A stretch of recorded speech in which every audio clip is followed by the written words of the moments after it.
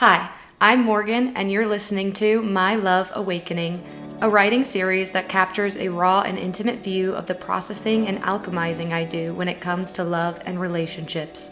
Most importantly, it tells the story of my real-time self-love journey. My hope is these writings can also help you transform into your most free and authentic self.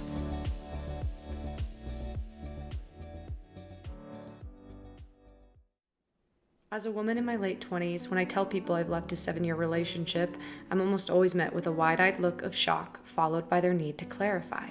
7 years? Yes, 7 years. The next statement out of their mouth, wow, that's a long time.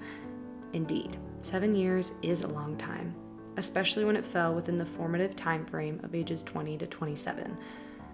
I've experienced this exchange with countless people.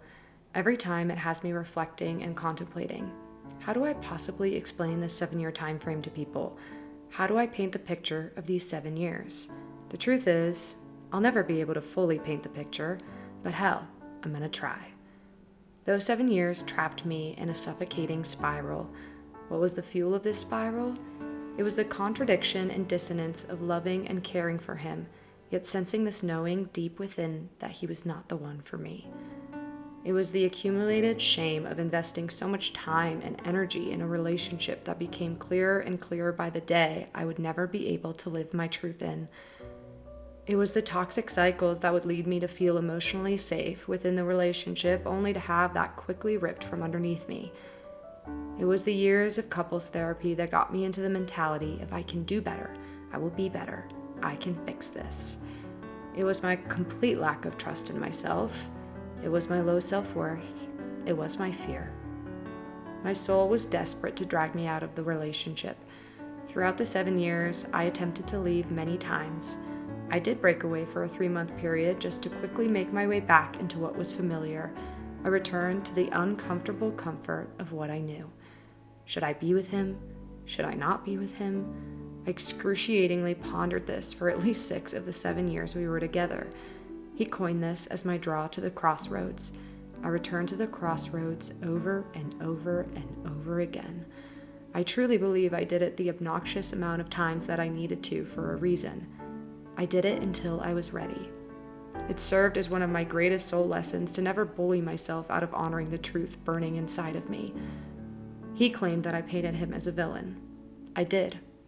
He had unhealed trauma that was haunting him, and during my time sifting through the wreckage of our relationship, I believe that a lot of misplaced anger and emotional outbursts were put on me. I had an extremely difficult time expressing myself within his volatile and volcanic presence. There were aspects of our relationship that I now define as manipulative, controlling, and abusive. He played an antagonistic role in my life. I no doubt appear as the antagonist in his story too. We had a disgustingly impressive, conscious and unconscious knack for causing ourselves and each other pain. For this reason, I have found that I can easily recall memories or moments with him that are damaging or destructive. I know this was a learned pattern designed to extract me from the relationship that wasn't right for me. I refer to this as my evidence file. Here is my evidence of all the reasons it is justified for me to leave this relationship that I don't want to be in. I didn't need an evidence file to live my truth, but I felt like I did. So I collected that evidence until I felt as though I had enough. And right there, next to my evidence file, feeding my confusion, was the reasons I loved him file. He was such a special person. His soul was absolutely radiant. His compassion and empathy for others was fierce. The creative genius of his mind was captivating. His determination and work ethic to build a meaningful life was admirable. His relationships to animals precious. His goofy energy and childlike play was infectious. He was empathetic, brave, generous, caring, thoughtful, creative, smart, handsome, charming, resilient. So there it is, the dissonance that kept me contemplating for 7 years. The dissonance that still makes me uneasy. I loved him, I resented him.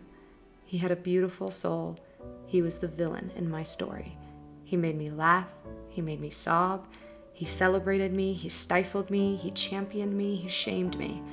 Holding space for this contradicting dynamic is confronting.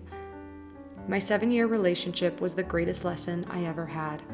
My soul came here to be in that relationship, to fully experience the range, to fully experience the discomfort. I came here to lose myself in that relationship, so I could find myself again once I left. The woman I am now is not the girl who contorted herself to stay in a relationship that felt so wrong. The woman I am now is not the girl who stonewalled and gaslit someone she loved. But that girl is a part of me. I chose that path. I chose those 7 years. Leaving that relationship after many months of gut-wrenching grief and pain felt like waking up from a dream, from a nightmare.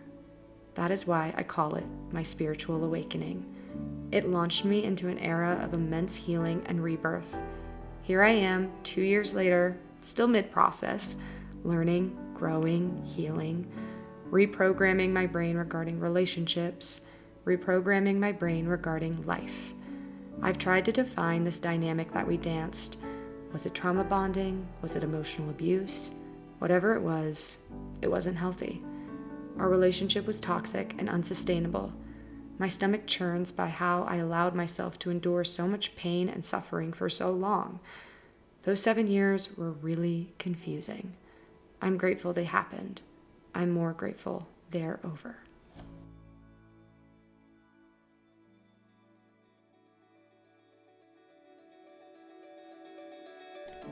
Join the journey by trying these transformation questions and activities. Let's explore dissonance with curiosity. Pick an area in your life where you feel dissonance. Reflect on the opposing experiences and feelings it is bringing up to you. Have you ever been in a relationship or situation that compromised your authenticity? What parts of you were unable to be expressed? What did it feel like?